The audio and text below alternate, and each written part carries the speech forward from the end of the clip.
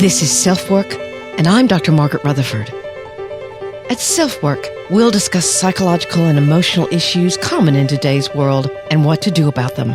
I'm Dr. Margaret, and SelfWork is a podcast dedicated to you taking just a few minutes today for your own self-work. Hello and welcome back to SelfWork. We're back in the saddle this week after having taken a 2-week vacation off of SelfWork. But I wanted to offer one more episode of focusing on what you can do about it. Since at the beginning of vacation, I chose 6 specific episodes that really talk about just that. Steps, tips, techniques, common mistakes or distortions, and what has worked for either me or my patients through the years. I really wanted to focus on, as I say, what you can do about it. So this episode gives you just that, as it outlines the 10 major thinking mistakes people make, and make all the time. Some of them are so common that you can talk yourself into believing this is actually a healthy way to think, but I promise you it's not. These come straight from our friends and researchers from the cognitive behavioral therapy world. I know I make some of these mistakes, we all do, but what you can do about it is to become more aware of their presence and do your best to challenge them. So in this episode, sponsored by BetterHelp, let's focus one more time on what you can do about it.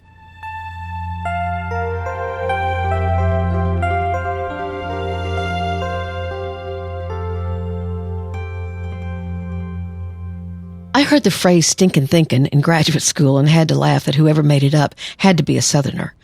But its humor shouldn't hide that these kinds of mental errors or mistakes can lead to a tremendous amount of chaos, paralysis, depression, anxiety, you name it.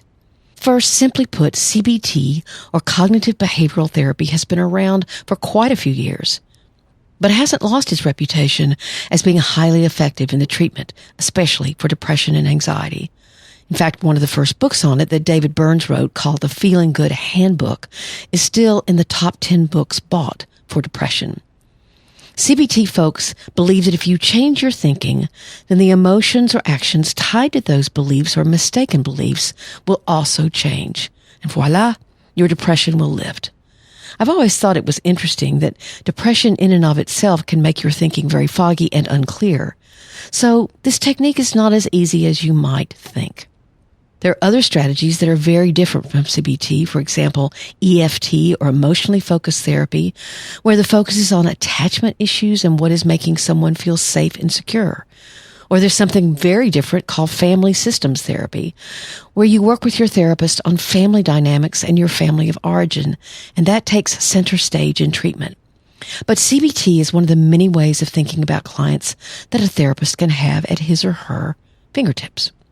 In fact, CBT is very well researched. It's pretty straightforward. And when it first arrived on the scene, its focus was far different than the more traditional at that time psychoanalytic therapy, which was all about internal struggles between parts of the self. And that therapy was based on very early developmental issues. It was also, however, seen as expensive with very long treatment protocols. There also existed behavioral therapy that came along after psychoanalytic therapy, almost as a response to it or reaction to it. It was derived from a system of reward and punishment and how that motivates our behavior. It was much more problem-oriented and present-focused. You can probably hear the differences. But after that, along comes CBT, and it was new and different. And it talked about how to fix it by replacing those thoughts with healthier, clearer, more objective, more rational thinking. For example, if you've ever told yourself that because you stubbed your toe getting out of bed, that your whole day was going to be awful, then you've made a mental mistake or experienced a cognitive distortion. Obviously, stubbing your toe at 6:30 a.m. has nothing to do with whether or not your day will go swimmingly or not. CBT is all about being rational, not emotional. And when it came to the forefront of therapeutic research, rationality was a favorite go-to topic. That was in the 1950s and 60s when it was developed, and it became a very popular treatment technique. It's very homework-based and asks the client to do a lot of journaling about their thinking and how it colors their view of themselves and the world. So, there's going to be a lot of information in this one, so hang on and let's talk about these mental mistakes. And these first ones come from Burns' Feeling Good Handbook. The first one is called all or nothing thinking or polarized thinking. It's also known as black and white thinking. And basically, the mistake is that you don't see the gray in anything. In other words, you see things in terms of extremes, right, wrong, bad, good. But this is a little less simple than it may sound and can certainly cause a lot of discussion because there's a right and wrong, right? But what's that moral question about? I think it's an exercise people can take about whether stealing is wrong. But what about stealing the meds because your child is very ill? Then is it as wrong? And so you can see where there's a little bit of gray that they want you to think about. Another example is, do you judge someone for driving too fast, but then realize their daughter's having a baby in the back seat? Or driving too slowly and then you realize it's a funeral procession? Sometimes we jump to the black and white side of things and then hang on to it like there's just one truth. That perspective has nothing to do with anything. And so CBT people feel like that is a mistake. I would agree. The second one is overgeneralization. This is a very sneaky distortion that takes one instance or example of something and generalize it to an overall pattern. Let's say someone doesn't text you back for several hours. So you decide that they're never going to respect you when you break up with them. You can hear the mistake. What you've done is you've taken one thing and exaggerated what it means. Another one is if you don't do well on a test in math, that you should drop the course because I obviously can't do math. So you're taking one instance of something and overgeneralizing it to the whole topic. The third mistake is what they call a mental filter. Similar to overgeneralization, the mental filter distortion, and that's hard to say, focuses on a single negative piece of information and excludes everything positive. You've heard this from someone whose friend says something snarky one day, and that's all they can think about, rather than remembering what a good friend they've been through the years. They're allowing one new piece of info to destroy the rest of the picture. The mental filter can foster a decidedly pessimistic view of everything around you by focusing only on the negative. But I'd add that the filter can also be a rigidly positive one, as in perfectly hidden depression. Someone can refuse to connect with something sad or painful, excluding all of that, and only focusing on what has happened that's good. That can be very hurtful to a child, for example, who's looking for affirmation of hurt. Again, this is a lot of information, but we're going to get to the what you can do about it, okay? Number 4 is disqualifying the positive. This is when someone who receives positive feedback and affirmation outright rejects it. The only reason I got the job was that I was in the right place at the right time. This is the opposite of a mental filter where you can only hear the negative. You convince yourself there could be no positive reason that this is happening. For example, a person who receives a positive review at work might reject the idea that they're a competent employee and attribute the positive review to political correctness or to their boss simply not wanting to talk about their real performance. This can be particularly harmful since there may be strong evidence that things are positive, but only the negative is allowed in. This is very similar when it's at work to imposter syndrome. But there are other instances where it could be true. Perhaps someone still believes that cancer is going to kill them, although the tests say they are in remission. So you cannot pay attention to the positive. Number 5, jumping to conclusions or mind reading. You make gross assumptions about others and interpret things the way they make sense to you. For example, let's say your partner is kind of scowling as they brush their teeth in the morning and you pop off with, "Are you mad at me? I know you're mad." It's ludicrous. You are jumping to conclusions.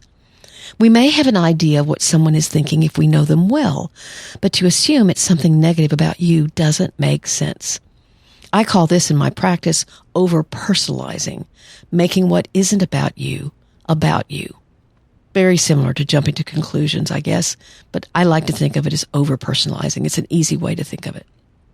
Number 6, jumping to conclusions or fortune telling. This is when you tell yourself something is a fact, when you're assuming you know what others think or believe, but you don't. But you believe and act on those beliefs. For example, I could have told myself, there's no reason for me to start a podcast. No one will want to listen to someone like me. I'd be predicting something terrible happening and that I can have no agency. I can have no impact because I'm assuming that I'm unacceptable. I guess you could have the opposite one, couldn't you? There's a great reason for me to start a podcast because everyone will want to listen to it. I guess that's called narcissism. Number 7, magnification or catastrophizing or minimization. This one's pretty well known. This is when you magnify a mistake as making you or others not valuable or skilled or kind or whatever, and you minimize the meaning of an achievement or something positive. How many times have you heard someone you care about or perhaps yourself say, "Oh, they'll never come back to eat here or have dinner with us because I wasn't a very good conversationalist," or "we didn't make good conversation." And so you magnify, maybe it was a little awkward, but you're saying, "Oh, they'll never come back because of that." Or you might say, "They said they love dinner, but they're probably people who say that all the time." So either you magnify it or you minimize it, but you're still catastrophizing. You're taking something that might not have been very pleasant and you're making it into something that's really horrible.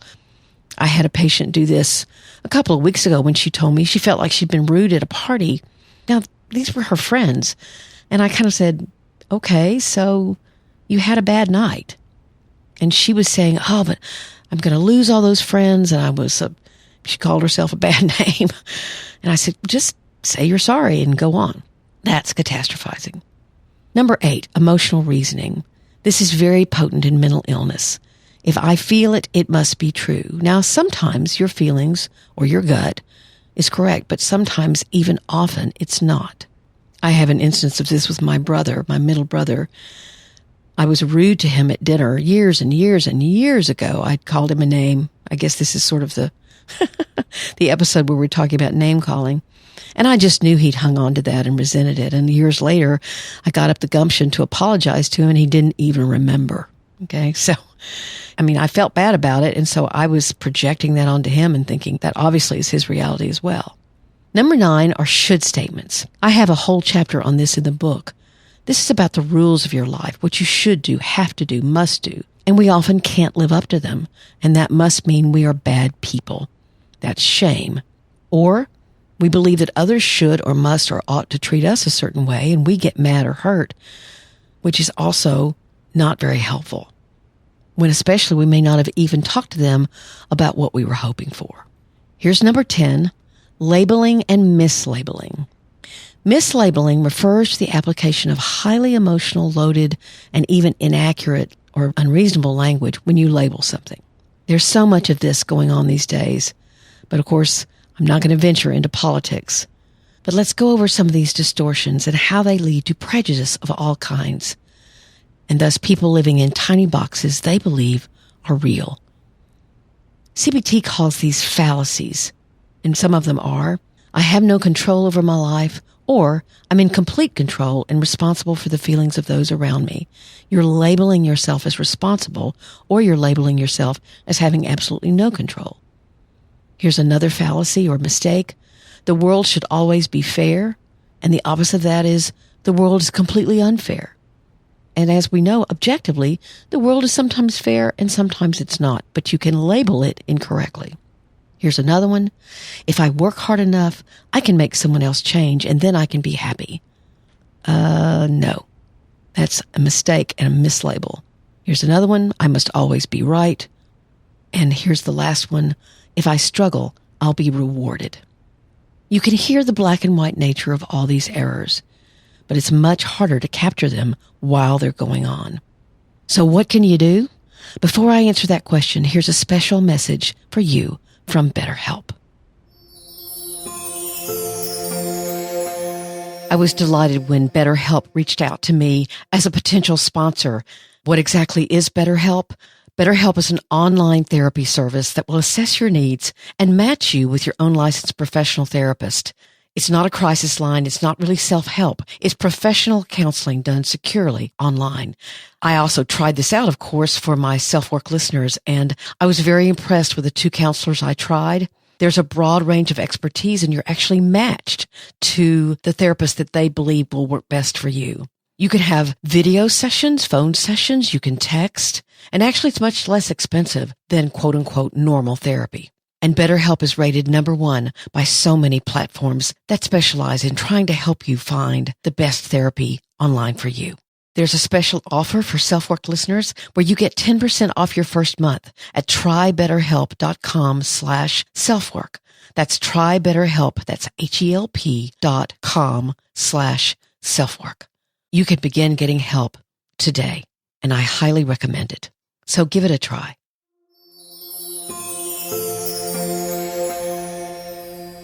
John Grohall, who's the chief editor of the wonderful resource Psych Central, put together this list of to-dos or steps to confront your mental mistakes. What you'll notice, I'm sure, is that people in CBT are very analytical, and these techniques sound very businesslike. But let's try them on for size.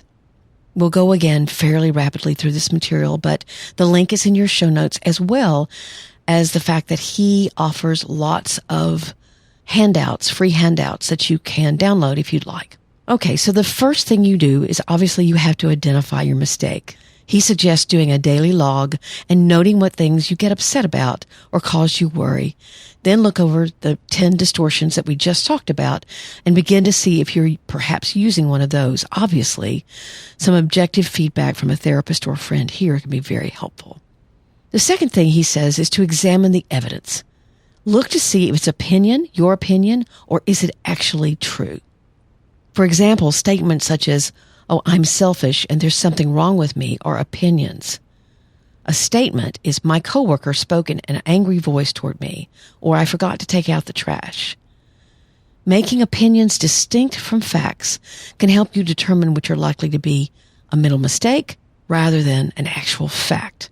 So just like a judge overseeing a trial, you're going to seek out the facts and take out the emotionality of irrational thinking. Number 3 is a double standard method, and this very basically honed down is to use compassion with yourself. Don't judge yourself by a standard you wouldn't judge someone else. I'm sure most of you who, if you think about a friend studying for an exam, you're not going to say to them, "You know you're going to screw this up." But those might be things that run through your own mind. So you've got to learn how to answer those automatic negative thoughts. Like you're going to do well. You're studying hard and that's all you have control over. So use the same standard for yourself as you do for others. His fourth, what to do about it, as I would say, is to try to think in shades of gray. Now, undoing black and white thinking can be very challenging because actually it's simpler.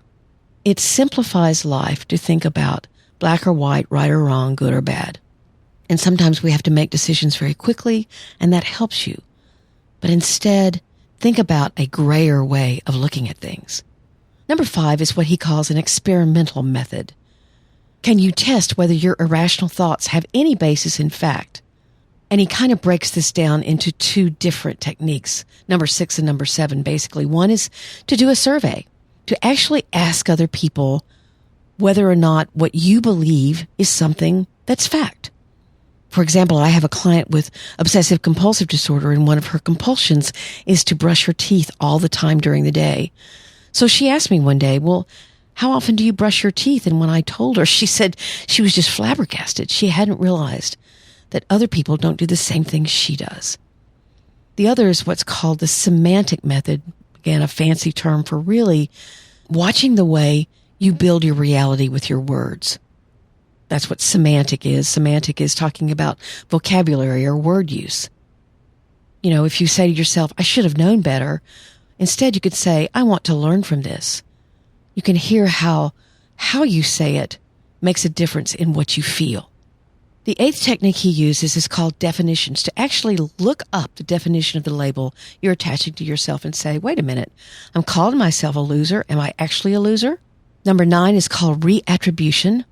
This is very helpful, for example, with people who blame themselves for everything. If you look at something logically, are you truly to blame? Probably not. There are other reasons that things happen other than you. You're attributing things or the outcome to yourself that there are multiple reasons for. The last one is called a cost-benefit analysis. And I thought his actual explanation of this was kind of difficult to understand. Basically, I think this is figuring out the function of what you're telling yourself. Let's say I believe that older women, such as myself, should never wear short sleeves. I'd figure out what function that was serving for me when I tell myself that. If I don't like my arms, it would serve the function of me not looking at them. If my mother taught me that particular thing, it's serving the function of me following what she said and staying loyal. But then you look at it and say, but is this belief still costing me? And it certainly might, as it gets hotter in the summer in Arkansas. So these are all very analytical, logical, rational ways of looking at your thoughts and beginning to question them. You may need to go through this episode more than once to try to understand all of this, because it's a lot of information, and I know that. Or you can actually look at the article yourself and go over it there.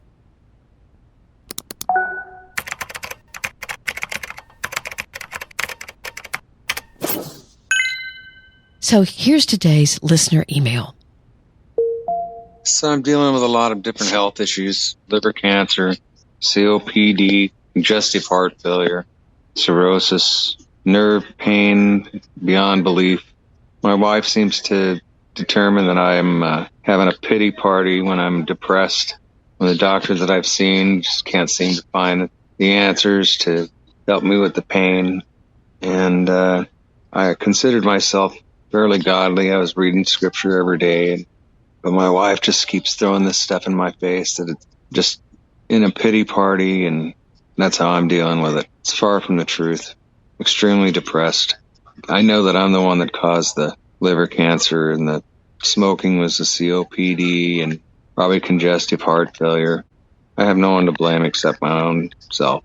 But my wife doesn't understand that I've accepted the fact that that's my fault, not anyone else's. It sounds as if this listener understands that he did things, one would assume smoking and drinking, that's caused him to be in terrible medical shape, and he's very depressed about it. His wife is also grieving, but from his perspective blames him as well, and thinks his depression, which may look like isolativeness or irritability, he doesn't really say, is him feeling sorry for himself. I will say that by its very nature, depression can often look like what I call an implosion of the self. Literally, your energy is sucked back inward, and you feel as if you have little to give or offer others. You add self-blame or shame or anger or grief onto that, and it may very well look like self-pity. Of course, he doesn't go into the why of his addictions, and those could be many. But when I heard this dynamic from him, I thought of an experience I had in graduate school where they made us go to an AA session with an alcoholic and his family. We were allowed to watch as his family confronted him about the impact of his addictions, and his task was to listen and then later to make amends, as AA calls it. Making amends recognizes that you can't take back the choices you made. You can't take back that you're addicted, or you have been addicted. What you can do is realize the impact that those choices had on people who care about you, and then take responsibility for that. That session was a very powerful thing to watch. There were tears and the beginnings of forgiveness, but there was still a very long road. A lot of addicts don't do this. They remain, even if sober, angry and blaming, hence the term dry drunk. I'm not sure anything like that is happening here. It certainly sounds like both people are angry, both people are grieving, but their communication is stuck with him saying he knows he's to blame and maybe resenting her saying something about that, while she may be trying to talk about her own grief, but instead of talking about her, she's focusing on him. Neither would seem are open to a different kind of talking. This may not be the situation, but in the minute and a half he talked, he sounded as if he was angry, and he certainly portrayed her as angry. And what I know about grief is that anger is only one part of it. So I would hope that they could have a different kind of conversation with one another about all of their grief. And what he can do is listen, be able to hear her anger. He may be so angry with himself or feel as if it's not fair that he got sick, that he's not understanding her own fear. They've got a long medical battle in front of them. So I hope they can get out of the cycle of blame and anger and do some work together.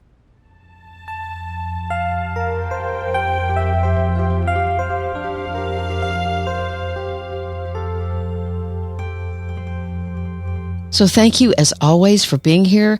I'd love for you to share SelfWork or subscribe wherever you listen. That would be fantastic.